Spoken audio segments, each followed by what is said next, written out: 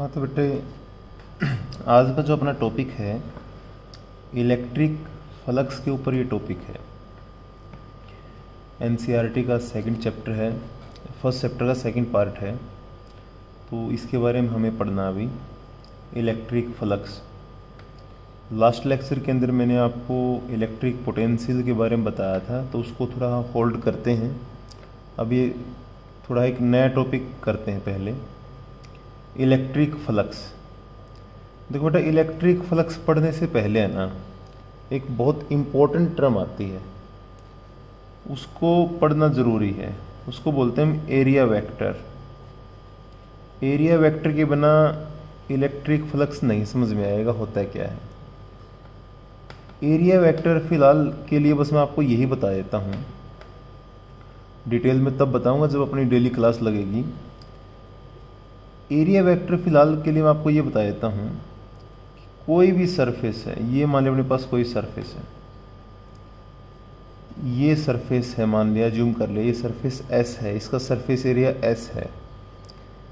तो इसकी सरफेस के जो परपेंडिकुलर नॉर्मल होता है ना, ये नॉर्मल टू दी सरफेस, एक लाइन मैंने ड्रॉ कर दी नॉर्मल टू दी सरफेस, ये एक्चुअली में एरिया वेक्टर की डायरेक्शन होती है। एरिया एक वेक्टर क्वांटिटी है, ये बात आप लोगों ने ध्यान रखनी है। फिलहाल के लिए इतना ही ध्यान रखना है, एरिया एक वेक्टर क्वांटिटी है जिसकी डायरेक्शन क्या होती है, परपेंडिकुलर टू सरफेस होती है।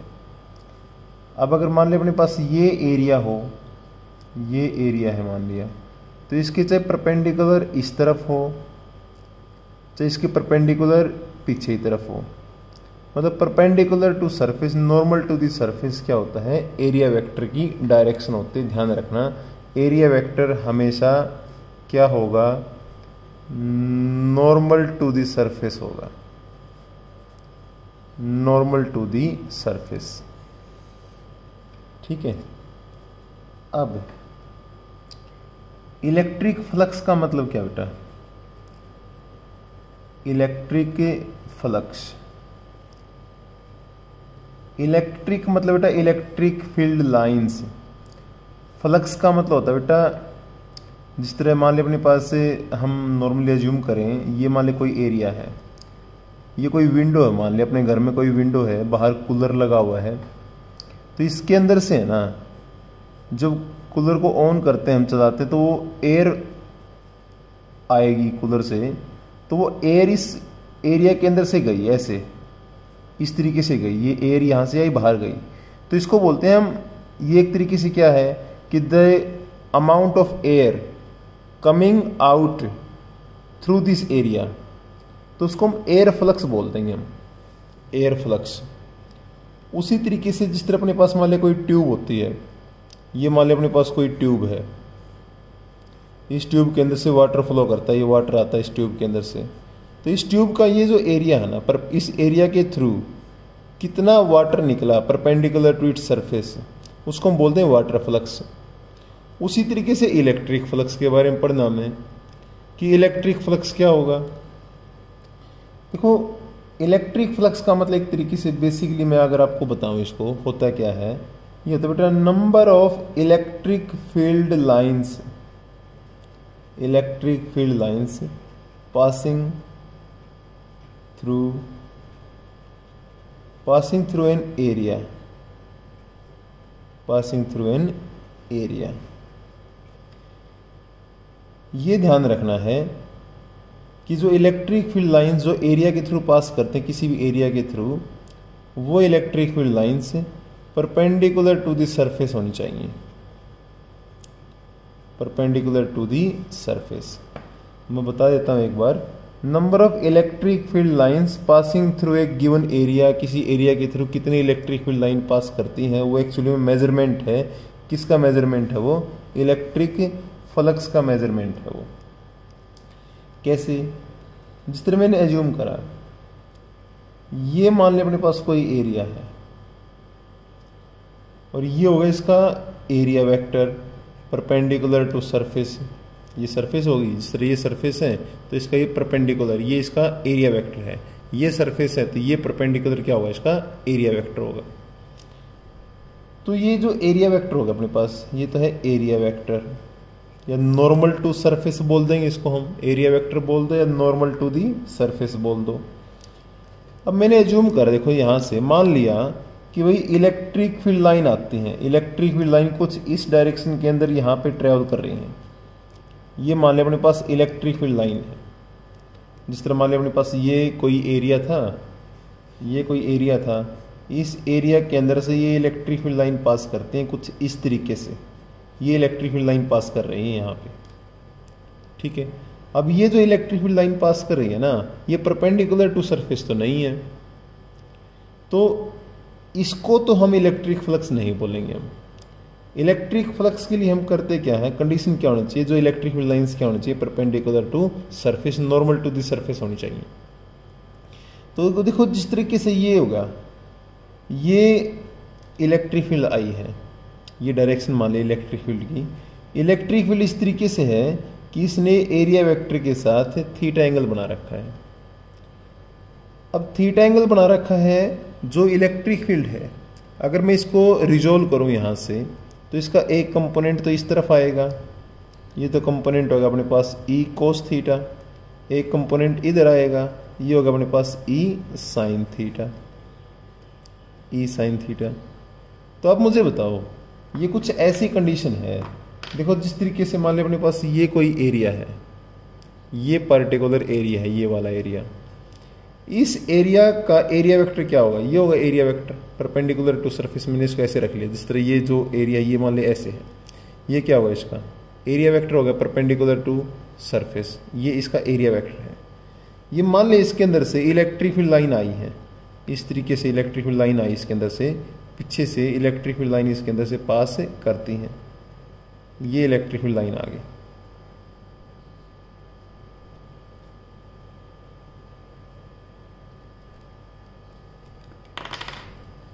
ये इसका नॉर्मल, ये इलेक्ट्रिक फील्ड लाइन आई है, ये इस तरीके से टेढ़ी, कितना एंगल बना रखा है इसने इसके साथ, नॉर्मल के साथ थीटा एंगल बना रखा है, थीटा एंगल। तो इसके दो कंपोनेंट हो गए यहाँ पे। अब दो कंपोनेंट कौन कौन से हो गए, एक कंपोनेंट तो इसी डायरेक्शन के अंदर गया, कौन सा कंपोनेंट गया, नॉर्मल की तरफ कौन सा कंपोनेंट गया है, ई कोस थीटा, और एक कंपोनेंट इधर आया, इस तरफ आया अलोंग द सरफेस, ये कौन सा है, ई साइन थीटा। अब आप मुझे बताओ, दोनों में से ई कोस थीटा और ई साइन थीटा में से कौन सा कंपोनेंट इस एरिया के थ्रू पास करेगा। अब जो ई कोस थीटा वो तो परपेंडिकुलर टू सरफेस है, ई कोस थीटा की जितनी भी इलेक्ट्रिक फील्ड लाइन होंगी ई कोस थीटा कंपोनेंट की वजह से, वो तो सारे की सारी कुछ इस तरीके से होंगी, इस तरीके से होंगी सारी की सारी, मतलब परपेंडिकुलर टू सरफेस होंगी, मतलब सरफेस से एंट्री करेंगी और सरफेस से एग्जिट कर जाएंगी। और जो ई साइन थीटा वाला जो कंपोनेंट है, इसकी इलेक्ट्रिक फील्ड लाइन कैसे होंगी, इसकी इलेक्ट्रिक फील्ड लाइन ऐसे होंगी, इस तरीके से आई है इधर। अब मान लीजिए ये इलेक्ट्रिक फील्ड लाइन है, क्या ये इलेक्ट्रिक फील्ड लाइन जो इस तरीके से आई ई साइन थीटा कंपोनेंट की वजह से, क्या वो इस एरिया के अंदर से पास करेगी, ये वाला जो एरिया है इसके अंदर से पास नहीं करेगी, तो अलोंग द सरफेस चली गई। इसका मतलब इसकी वजह से ई साइन थीटा कंपोनेंट की वजह से इसका कोई भी फ्लक्स नहीं आएगा। मतलब फ्लक्स आएगा तो केवल किसकी वजह से, जिस कंपोनेंट की इलेक्ट्रिक फील्ड लाइन एरिया के अंदर से पास करती हैं। तो किसकी पास करते हैं, ई कोस थीटा की पास करते हैं। तो जो इलेक्ट्रिक फ्लक्स होगा ना उसको हम फाई से रिप्रेजेंट करेंगे, फाई। तो फाई इज इक्वल टू क्या होगा, number of electric field line, electric field line कौन सी, E cos theta, passing through an area, area कितना मान लें अपने पास से, ए एरिया होगा। तो इसको मैं ऐसे लिखूंगा, phi E is equal to E A cos theta, ये इसका फॉर्मूला बन गया। आप इसको ऐसे लिख सकते हो, phi E is equal to E dot A, E vector dot A vector, ठीक है।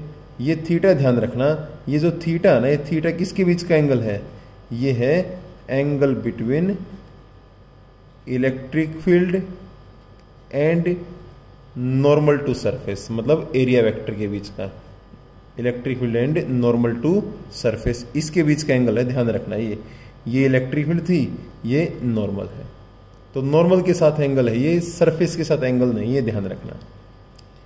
अगर मान लिया ये एरिया जो है ना अपने पास, अगर हम स्मॉल एरिया की बात करें, मान ले यहाँ पे एज्यूम करा, मान ले मैंने कोई स्मॉल एरिया है, ये कोई स्मॉल एरिया है ds, ये मान ले अपने पास कोई ds या da एरिया, ds मान लो या da मान लो, एक ही बात है।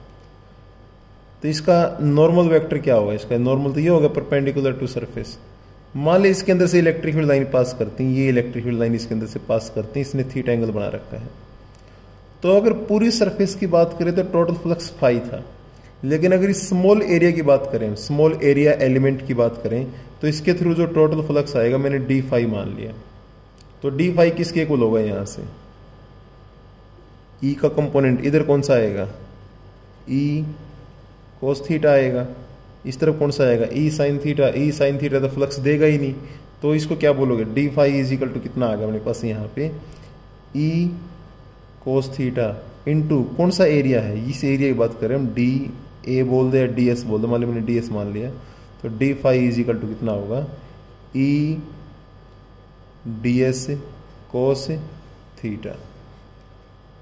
ठीक है, इसको मैं ऐसे भी लिख सकता हूँ, D phi is equal to E dot D S, E vector dot D S vector. और अगर मान ली मुझे टोटल फ्लक्स निकालना पड़े, इसकी वजह से अगर टोटल फ्लक्स निकालना पड़े तो क्या कर दें? इसका हम इंटीग्रेशन कर दें। अगर मैं इसका इंटीग्रेट कर दूं, यहाँ पे मैं यहाँ लिख देता हूँ इसको, तो D phi is equal to कितना अपने पास? ई डॉट डी एस का इंटीग्रेशन। ये मैंने यहाँ पे ना इंटीग्रेशन क्यों करा? कि स्मॉल फ्लक्स आपको पता है, टोटल फ्लक्स निकालना, इंटीग्रेशन कर दो पूरी सरफेस का। मान लो जिस तरह इस एरिया एलिमेंट का मुझे पता था इतना फ्लक्स आ गया, इस पूरी सरफेस का निकालना हो तो क्या करना पड़ेगा? इंटीग्रेशन कर दो इसका। तो अब इंटीग्रेशन करा तो डी फाई का integration, phi is equal to E dot D S. ये मैंने यहाँ पे है ना एक सर्कल लगाया, इसमें इंटीग्रेशन वाले जो सिंबल के अंदर ये रिप्रेजेंट करता है क्लोज्ड सरफेस को, क्योंकि जो फ्लक्स होता है ना वो क्लोज सरफेस के थ्रू ही होता है। तो बेटा ये तो इलेक्ट्रिक फ्लक्स था। अब हम जब इलेक्ट्रिक फ्लक्स की ही बात करते हैं तो आपने फॉर्मूला जो हमने पढ़ा, बेसिक फॉर्मूला, वो मैंने आपको बताया यहाँ पे कि भाई number of electric field line pass करते हैं किसके थ्रू? किसी एरिया के थ्रू पास करते हैं। ई डॉट ए बोल दो, ई डॉट एस बोल दो, जो भी है। तो इसकी बेसिक बात तो पहले तो याद रखनी है, स्केलर क्वांटिटी है इलेक्ट्रिक फ्लक्स, स्केलर क्वांटिटी है। क्यों? डॉट प्रोडक्ट है। डॉट प्रोडक्ट हमें पता है कि इन्हीं भी दो वेक्टर की डॉट प्रोडक्ट हमेशा क्या होती है? स्केलर होती है। स्केलर क्वांटिटी है ये। साथ में अगर आप इसकी एसआई यूनिट की बात करो तो इलेक्ट्रिक फील्ड की यूनिट क्या होती है? न्यूटन पर कूलम। एरिया की यूनिट क्या होती है? Metre square. तो ये इसकी यूनिट होगी न्यूटन पर कूलम मीटर स्क्वायर। और इलेक्ट्रिक फील्ड की एक दूसरी यूनिट भी बताई थी मैंने आपको, वोल्ट पर मीटर इनटू एरिया की यूनिट क्या होगी? Metre square. तो इसकी एक यूनिट ये भी होती है वोल्ट मीटर। तो ये दोनों इसकी एसआई यूनिट हैं इलेक्ट्रिक फ्लक्स की। अब जो इलेक्ट्रिक फ्लक्स है इसके बारे में एक बात और बता देता हूँ आपको मैं, कि इलेक्ट्रिक फ्लक्स आपका इलेक्ट्रिक फ्लक्स ये पॉजिटिव भी हो सकता है, नेगेटिव भी हो सकता है, जीरो भी हो सकता है। जीरो भी हो सकता है। वो डिपेंड करेगा किसके ऊपर? वो डिपेंड करता है एंगल के ऊपर। फॉर्मूला क्या अपना बेसिक फॉर्मूला? ई डी एस कोस थीटा, या ई एस कोस थीटा बोल दो, या ई ए कोस थीटा बोल दो। तो बेसिक फॉर्मूला अपने पास ये होगा। तो जब हम बात करें, देखो ये कोस थीटा, अगर मान लें कंडीशन ऐसी है, ये अपने पास एरिया है, इसका नॉर्मल वेक्टर हो गया। जो इलेक्ट्रिक फील्ड है, अगर वो इलेक्ट्रिक फील्ड ने इसके साथ एरिया वेक्टर के साथ जो एंगल बना रखा है, इस तरह मान लीजिए ये इलेक्ट्रिक फील्ड पास करती है, ये इलेक्ट्रिक फील्ड लाइन इसके अंदर से पास करती है, ये जो एंगल बना रखा थीटा, अगर ये थीटा आपका लेस देन 90 डिग्री है, लेस देन 90 डिग्री, इसका मतलब फ्लक्स, कि लेस देन 90 डिग्री में कोस थीटा की वैल्यू क्या रहेगी? पॉजिटिव रहेगी। तो फ्लक्स भी क्या होगा आपका? पॉजिटिव होगा। अगर यही एंगल आपका ग्रेटर देन 90 डिग्री हो, ग्रेटर देन 90 डिग्री मतलब सेकंड क्वाड्रेंट होगा, सेकंड क्वाड्रेंट में तो कोस थीटा क्या होगा आपका नेगेटिव होगा, तो इसका मतलब जो टोटल फ्लक्स आएगा अपने पास वो क्या हो जाएगा, नेगेटिव हो जाएगा। अगर यही एंगल 90 डिग्री हो, जिस तरह ऐसी कंडीशन हो कि भाई ये एरिया अपना, ये इसका एरिया वेक्टर है कि जो इलेक्ट्रिक फील्ड लाइन पास कर रही है यहाँ पे, वो इलेक्ट्रिक फील्ड लाइन कुछ इस तरीके से पास कर रही है, अलोंग दी सरफेस गई है, तो यहाँ पे एंगल कितना बन गया, 90 डिग्री एंगल बन गया। तो जो फ्लक्स आएगा अपने पास फाई इज इक्वल टू वो क्या हो जाएगा, 0 हो जाएगा। क्यों? क्योंकि कोस 90 क्या होता है, 0 होता है। ठीक है भाई, ये बात भी हमें समझ में आई। अब इसी के ऊपर बेस्ड है ना, जब हम फ्लक्स की ही बात करते हैं तो एक बहुत इंपॉर्टेंट टर्म आती है। टर्म क्या है कि डेरिवेशन है, एक थ्योरम है। इस थ्योरम के बना अपने पास से इलेक्ट्रिक के फील्ड की बहुत सारी वैल्यू निकालनी मुश्किल हो जाती हैं। काफ़ी इंपॉर्टेंट है इलेक्ट्रिक फ्लक्स वगैरह निकालना, इसी थ्योरम के ऊपर हम डिपेंड करते हैं। बहुत सारे न्यूमेरिकल आते हैं, बहुत सारे डेरिवेशन इसी थ्योरम पे डिपेंड करते हैं। आसान है, इसको बोलते हैं हम गॉस थ्योरम। काफ़ी इंपॉर्टेंट है, बोर्ड एग्जाम के लिए बहुत ज़्यादा इंपॉर्टेंट है गॉस थ्योरम।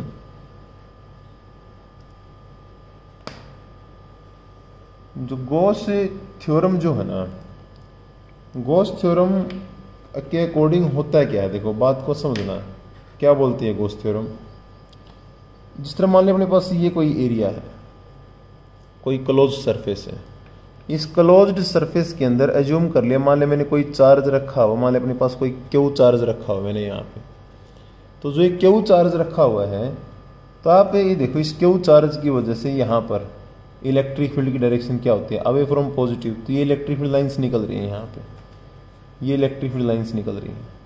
तो इसकी वजह से हमें पता है इस क्लोज सरफेस के थ्रू कुछ ना कुछ फ्लक्स तो आएगा। Number of electric field line निकल रही है इसके अंदर से, तो फ्लक्स तो आएगा।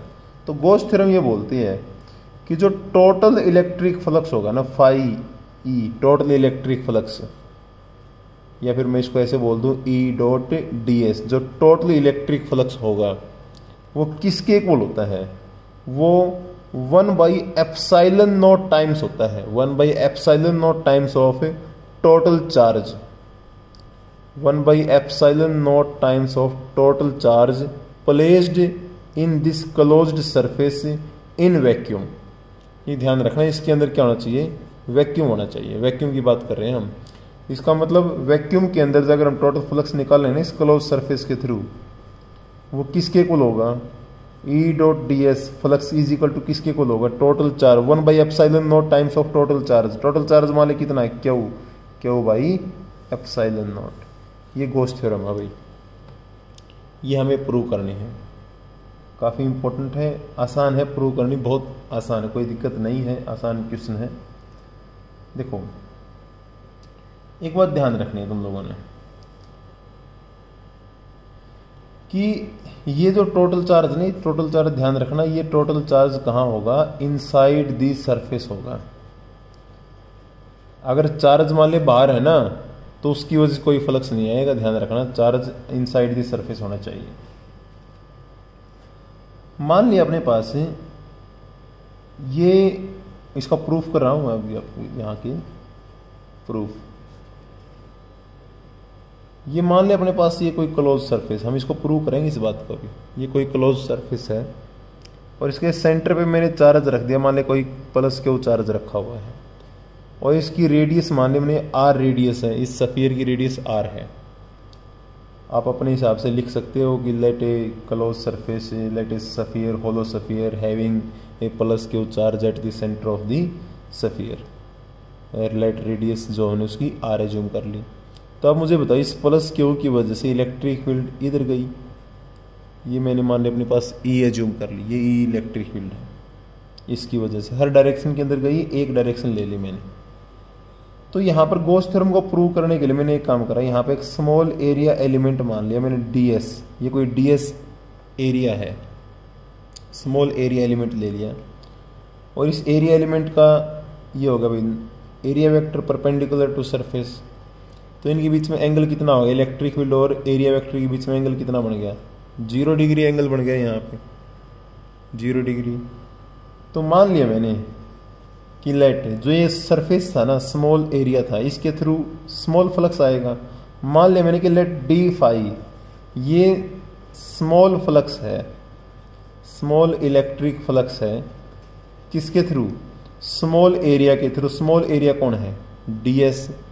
इस स्मॉल एरिया एलिमेंट, इस स्मॉल एरिया एलिमेंट के through total flux, small flux मैंने डी फाई मान लिया। लेकिन हमें तो टोटल फ्लक्स चाहिए, पूरी सरफेस का चाहिए है।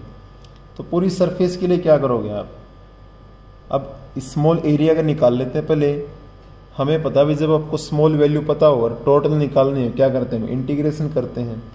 ठीक है भाई, तो एक काम करो, इसकी वजह से total flux D phi is equal to क्या लिखेंगे हम, इलेक्ट्रिक फील्ड कितनी है, ई डॉट डी एस।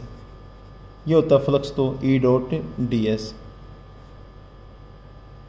ये होगा अपने पास टोटल फ्लक्स।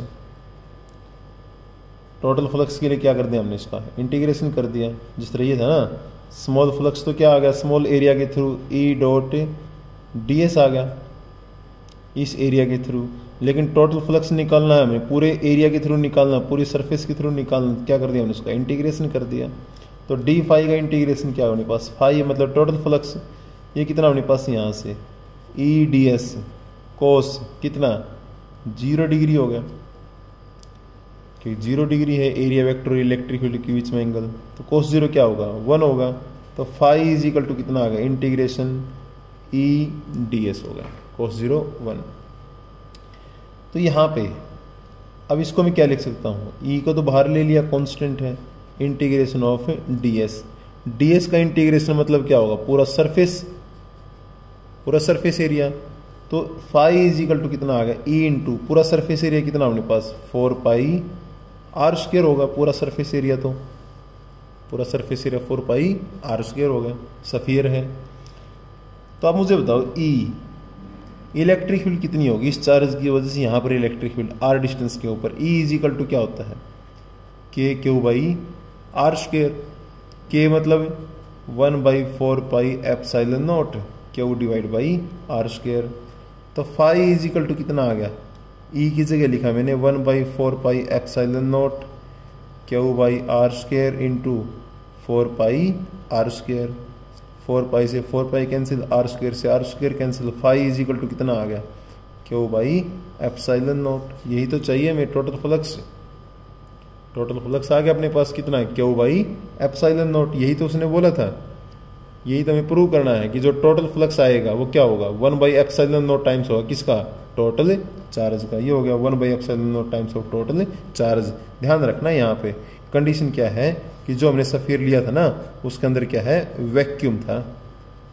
वैक्यूम के केस में ये कंडीशन थी आपके पास। अगर ऐसा हो कि भाई ये सफियर है अपने पास, ये वो सरफेस थी, इसमें प्लस के वो चार्ज है, और वैक्यूम को रिप्लेस कर दें हम किसी मीडियम से, मान लिया यहाँ पे कोई मीडियम आ गया, उस एक ऐसा मीडियम आ गया जिसका डाइलेक्ट्रिक कांस्टेंट मान लिया के है, तो फिर फ्लक्स कितना हो जाएगा, फिर फ्लक्स हो जाएगा क्यू बाई के एप्सिलॉन नॉट। फ्लक्स डिक्रीज कर जाएगा फिर के टाइम्स। वैक्यूम होगा तो मैक्सिमम फ्लक्स होगा कितना, क्यू बाई एप्सिलॉन नॉट। अगर यहाँ पर हम कोई मीडियम डाल दें अंदर वैक्यूम की बजाय, तो क्यू बाई के एप्सिलॉन नॉट हो जाएगा टोटल फ्लक्स, फिर के टाइम डिक्रीज कर जाएगा, ध्यान रखना। अब देखो आपसे क्वेश्चन पूछते हैं कई बार, आपको ये बोल दिया गया कि भाई ये सरफेस है और इस सरफेस के अंदर एक डाइपोल रख दिया, ये डाइपोल रख दिया, मान लिया ये चार्ज माइनस क्यू है, ये चार्ज प्लस क्यू है। आपसे पूछें टोटल फ्लक्स बताओ कितना होगा,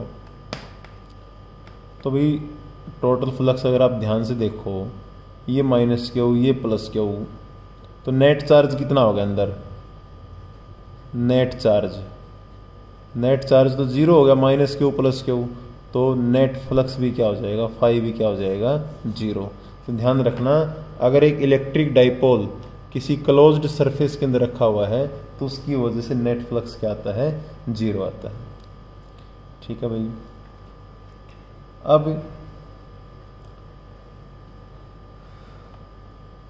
अब आपसे पूछा जाएगा, देखो हम ये गॉस थ्योरम तो हम लोगों ने अभी करी है, आपको ये बोल दिया गया, एक बात ध्यान रखनी है आपने कि जो इलेक्ट्रिक फ्लक्स आएगा ना, इलेक्ट्रिक फ्लक्स, ये ध्यान रखना है, ये डिपेंड नहीं करता, does not depend on the shape of a surface या कंडक्टर, जो भी हो। Electric flux shape of surface पे डिपेंड नहीं करता। कहने का मतलब क्या, देखो मान लीजिए अपने पास ये सिलेंडर है, एक सफ़ीर है, एक मान लीजिए कोन है, एक मान लीजिए अपने पास क्यूब है। सरफेस तो सारी अलग अलग हैं। अब इसके अंदर चार्ज मान लिया भाई क्यू है, इसके अंदर भी चार्ज मान लिया क्यू है, इसमें भी चार्ज मान लिया क्यू है, इसमें भी चार्ज मान लिया क्यू है। तो इन सभी का जो फ्लक्स आएगा ना, सभी का वो टोटल फ्लक्स कितना होगा अपने पास, वो जो टोटल फ्लक्स आएगा क्यू बाई एप्सिलॉन नॉट ही होगा। कहीं पर भी वो शेप ऑफ सरफेस पर डिपेंड नहीं करेगा, ध्यान रखना, सभी का सेम रहेगा। ठीक है। अब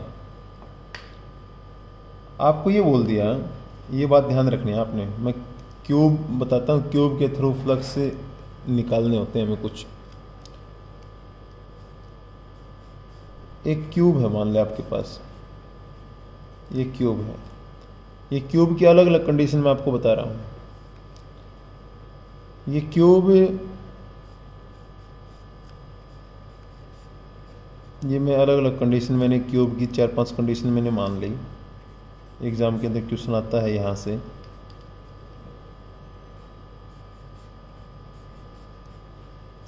ये 4 अलग अलग कंडीशन ले ली मैंने क्यूब की। आपको ये बोल दिया भाई एक चार्ज तो यहाँ सेंटर ऑफ क्यूब में रखा है। इस क्यूब के केस में जो चार्ज है वो कहीं कॉर्नर पे रखा है, वर्टिक्स पे। इस केस में जो चार्ज रखा है वो आपका एज के मिड पॉइंट पे रखा है। यहाँ पे जो चार्ज रखा वो फेस जो है ना, फेस के सेंटर पे रखा है, फेस के सेंटर पे चार्ज रखा है। मतलब ये चार्ज कहाँ है, सेंटर में है। ये चार्ज कहाँ है, वर्टिक्स पे है। ये चार्ज कहाँ है, मिड पॉइंट ऑफ एज पे है। ये चार्ज कहाँ है, ये जो फेस होगा ना, फेस इधर वाला जो फेस है, ये वाला जो फेस है, इस फेस के सेंटर पे है, क्यूब के सेंटर पे नहीं है। तो ध्यान रखना, ये चार्ज भी क्यू है, ये चार्ज भी क्यू है, ये चार्ज भी क्यू है, ये चार्ज भी क्यू है। तो इसका जो फ्लक्स आएगा यहाँ पे वो तो क्यू बाई एप्सिलॉन नॉट है। इसकी वजह जो फ्लक्स आएगा ना वो क्यू बाई 8 एप्सिलॉन नॉट होगा। इसके लिए फिलहाल मैं केवल आपको इतना ही बता रहा हूँ, आप फिलहाल इतना ही ध्यान रखो। इसको निकालने का तरीका आपको बता रहा हूँ, आप ये देखा करो कि भाई किसी क्यूब का जो वर्टिक्स है इसके सराउंडिंग में कितनी क्यूब शेयर कर सकती हैं। तो कॉर्नर को हमें पता भी 8 क्यूब शेयर करती हैं, तो ये कितना बन गया अपने पास, क्यू बाई 8 एप्सिलॉन नॉट। ये आ गया जिस तरह इस फेस को, फेस का जो मिड पॉइंट होगा एक तरीके से, ये मतलब एज का मिड पॉइंट होगा, यहाँ पे चार्ज रखा है, तो इसको कितनी क्यूब शेयर कर सकती हैं, 4। एक ऊपर होगी अपने पास, 2 ऊपर होंगी और 2 नीचे होंगी। तो इसका फ्लक्स कितना अपने पास, phi is equal to Q by 4 epsilon not. अब ये देख लो, ये फेस पे है, तो इस फेस को क्यूब कितनी क्यूब शेयर कर सकते हैं। अगर आप यहाँ बहुत सारे क्यूब रखें तो 2 ही क्यूब शेयर कर सकती हैं। तो इसका फ्लक्स कितना अपने पास, क्यू बाई 2 एप्सिलॉन नॉट होगा। ठीक है। अब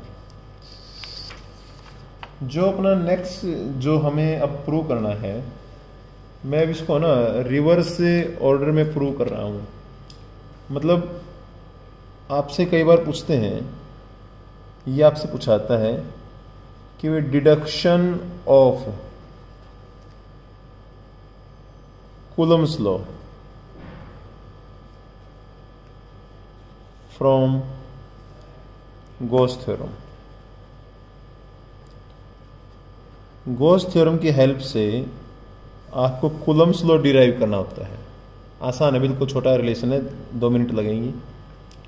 तो कूलम्स लॉ प्रूव करेंगे हम गॉस थ्योरम की हेल्प से। मैं थोड़ा जल्दी जल्दी बता देता हूँ, आसान है, कोई दिक्कत नहीं है। ये मान लें अपने पास सफ़ियर, यहाँ पे चार्ज मान लें अपने पास क्यू, इसकी वजह से इलेक्ट्रिक फील्ड ये होगी, ये इलेक्ट्रिक फील्ड होगी। ये मैंने यहाँ पे कोई एरिया एलिमेंट मान रखा है, ds एरिया मान लिया अपने पास, इसका नॉर्मल वेक्टर ये बन गया। यहाँ थीटा कितना होगा 0 डिग्री, वही बातें जो हमने अभी पढ़ी थी। इसकी रेडियस कितनी मान ली हमने, r रेडियस मान ली।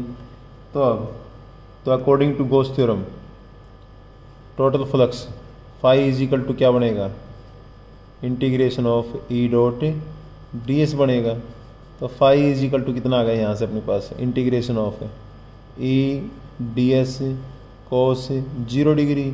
तो फाई इज इक्वल टू कितना आ गया यहाँ से अपने पास टोटल। अगर हम फाइंड आउट करते हैं तो क्या लिखोगे आप यहाँ से, ई इंटीग्रेशन ऑफ ds, क्योंकि कोस 0 तो 1 हो गया।